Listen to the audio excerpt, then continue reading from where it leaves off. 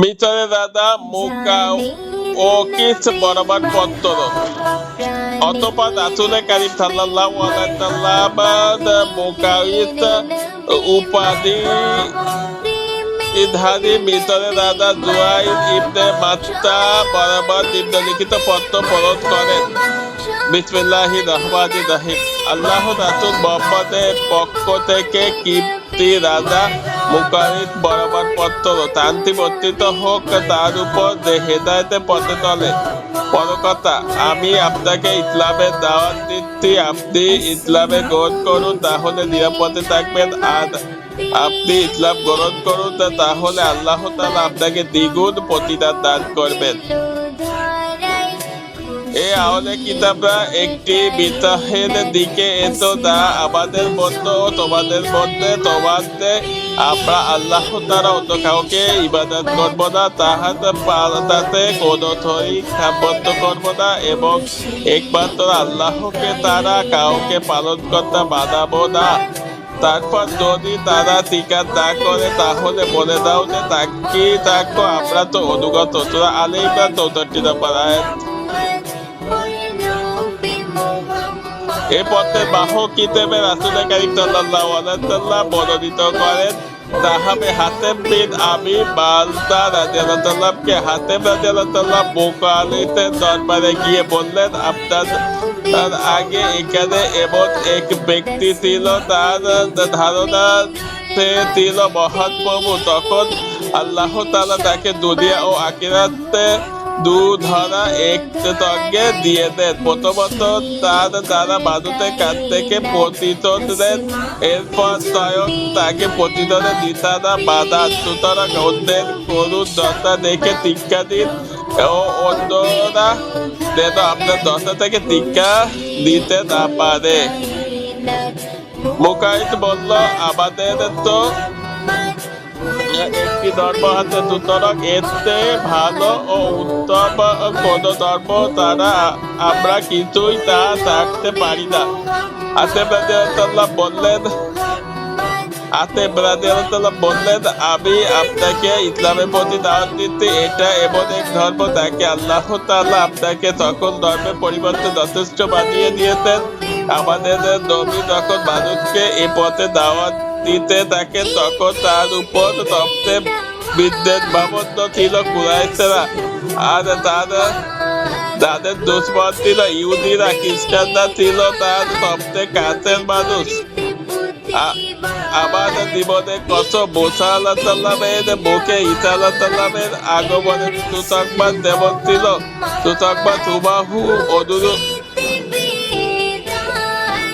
ঈসা আলাইহিস সালামের মুখে মুহাম্মদ সাল্লাল্লাহু আলাইহি ওয়াসাল্লামের আগমনের সুসংবাদ হুবহু অনুরূপ। একইভাবে তাওরাতের অধিকারীদের যেমন ইনজিলের দিকে দাওয়াত দেওয়া হয়েছিল, আমরাও আপনাকে কুরআনুল কারীমের দাওয়াত দিচ্ছি। প্রত্যেক নবী যে কওমকে আপনি পান সে কওম তার উম্মত হয়ে যায়, এবং সে কওম তার উপর অবধারিত হয়ে যায়, তার অনুগত। সুতরাং আপনাকে এই নবীর সামনে পেয়েছেন, তারা আমরা আপনাকে দ্বীনের ইশারি থেকে বারণ করছি না, বরং আমরা আরো আপনাকে সেদিকেই নির্দেশ দিচ্ছি।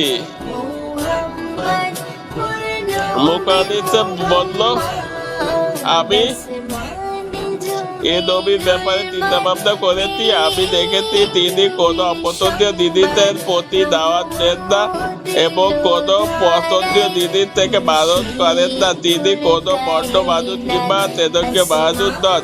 তিনি মিথ্যুক ও জ্যোতিষীও নন, বরং আমি তাহার মধ্যে নবুয়তের যে নির্দেশ দেখেছি তা হলো তিনি গোপন বিষয়ের সত্য সংবাদ প্রদান করেন এবং অজানা জগতের একটি সুনির্দিষ্ট ভবিষ্যৎবাণী করে দিতে পারেন। এ ব্যাপারে আমরা আরো চিন্তা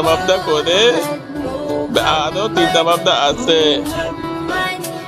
অতঃপর রাসূল কারীম সাল্লাল্লাহু আলাইহি ওয়াসাল্লামের পত্র গ্রহণ করে তত্ত্বাবধানে গজদত্ত নির্মিত একটি বাক্সে রেখে তাতে তিলমোহর মেরে দৈনিকা জাতির হাতে তর্পণ করে দেন। একজন আরবি লেখককে ডেকে রাসূল কারীম সাল্লাল্লাহু আলাইহি ওয়াসাল্লাম পরমার পত্র লেখেন বিসমিল্লাহির রহমানির রহিম।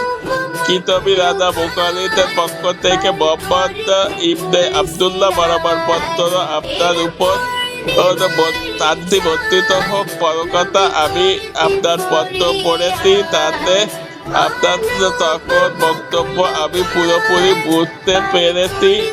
আপনি যে পথে দিকে আহ্বান করেছেন আমি তাহা উপলব্ধি করতে পেরেছি।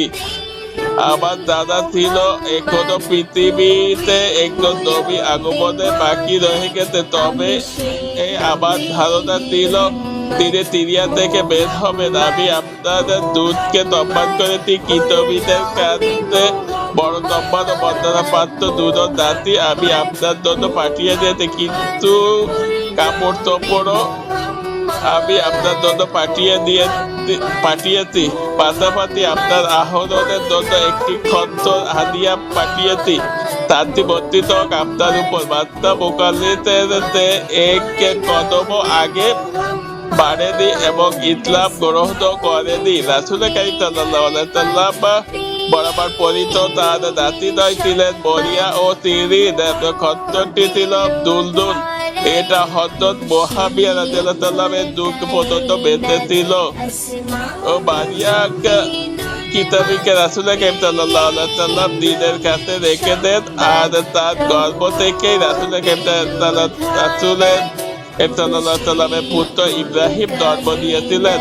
আর তৃতীয় কিতাবীকে তিনি হাফসার বিন তামের আনসারী রাদিয়াল্লাহু তাআলাকে